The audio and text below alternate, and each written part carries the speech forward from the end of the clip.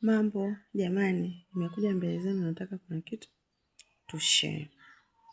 Mimi na rafiki yangu na huyo rafiki yangu ana mpenzi wake. Jamani, mimi sielewi ndo mapenzi au shamba au ni kutumiwa. Naomba tu unieleze. Kwa sababu kaniomba ushauri, mimi nikamwambia ndugu yangu, angalia moyo wako kwa sababu mapenzi hayashauriki. Nahisi mnajua, mapenzi hayashauriki. Rafiki yangu ana mpenzi wake ni mwaka wa 3 sasa. Yaani ni mwaka wa 3 huu 2026. Huyo rafiki yangu mpenzi wake huyo akimuomba kitu, labda akimpigia hello mai, nina shida na kitu fulani 1 2 3,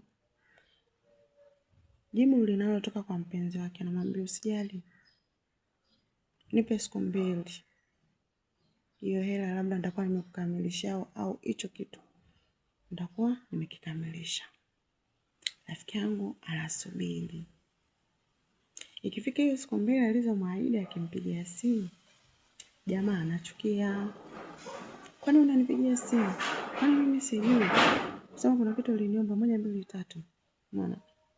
Rafiki yangu ananyamaza. Akinyamaza, inapita siku 2 labda rafiki yangu akaweka vitu status nini. Anaanza. Nimekumisi. Vipi leo unaweza kuja? Unaona? Anaambia unaweza kuja. Sawa. Rafiki yangu kwa sababu alikuwa amempenda, alikuwa hana ubishi. Kila anachoongea mwanaume anamsikiliza. Kwa mwanaume alikuwa hana hela ya kumnunulia yule demu zawadi, ila hela ya gesti. Hata ukimwambia saa hizi mpenzi wangu nimekumisi, chap kwa haraka kafika. Ila rafiki yangu akimuomba kitu na shida labda na shilingi 10,000 au na shilingi 5,000, anamwambia subiri nikutafutie. Miaka inaenda kana lalamika, mimi nikimuomba mpenzi wangu vitu haninunulii.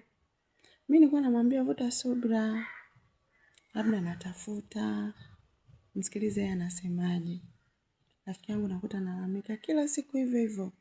Kila nikimuomba, ila nikimwambia tu labda nimekumisi, anakuja na anaenda kulipa lodge ya hela ndefu. Umeona? Nikamwambia, mwenzangu, mimi siwezi kukushauri kitu. Sababu mnapokutana mimi sikuwepo mpaka makubaliano yenu. Miaka inaenda, siku inaenda. Mwanaume yuko vile vile. Demu anapomhitaji, hela inapatikana, lakini demu akiomba kitu hampi. Alafu sasa anaforce.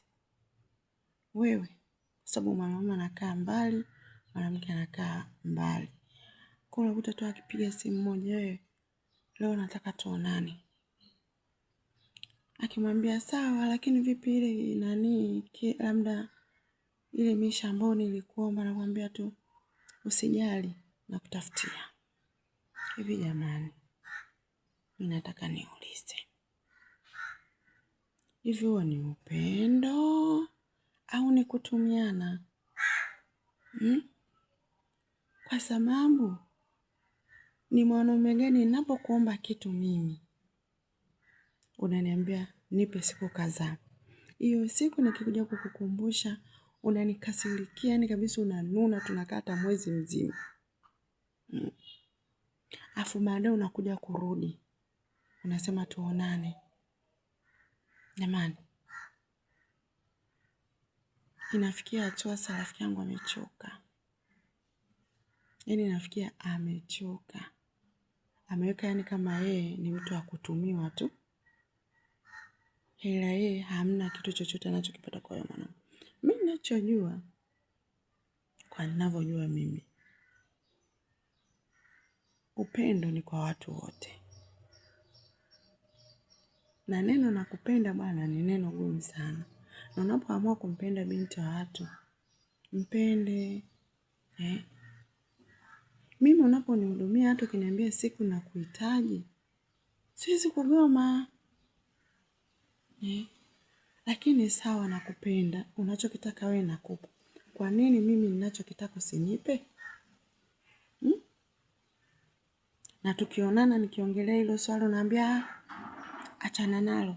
Si nimekwambia nitalifanyia kazi. Jamani. Sasa rafiki yangu naona amefikia hatua ya mwisho. Jana akanitumia message. Rafiki yangu naomba unipe ushauri wa mwisho, mimi mwanaume huyu nimemchoka. Maana anafanya kama kutumiwa tu, ila hamna kitu chochote ninachopata kwake. Jamani, mimi nimeshindwa kumjibu kwa sababu haya mapenzi hayaambiliki, hayashauriki. Kama walipendana wenyewe watajua jinsi ya kuachana. Jamani, mimi nilichomjibu, angalia moyo wako unasemaje. Kama umemchoka, achana naye. Maana hamna unachokipata kwake zaidi tu ya kuwa mtumwa kwake na kutumiwa. Lakini kama moyo wako unasema bado una chembe chembe ya upendo, vumilia. Atakapopata atakupatia. Unatoka mwezi wa kwanza mpaka saa hizi bado tu ukimwomba hiki na hiki anakuambia subiri. Ukimwomba na hiki na hiki subiri. Basi hajapata. Jamani, au nimeongea vibaya? Naombeni ushauri kwenu. Ushauri wako dondosha comment hapo ili apate kuona, asome. Kama wewe mwanamke mwenzie ungemshauri nini?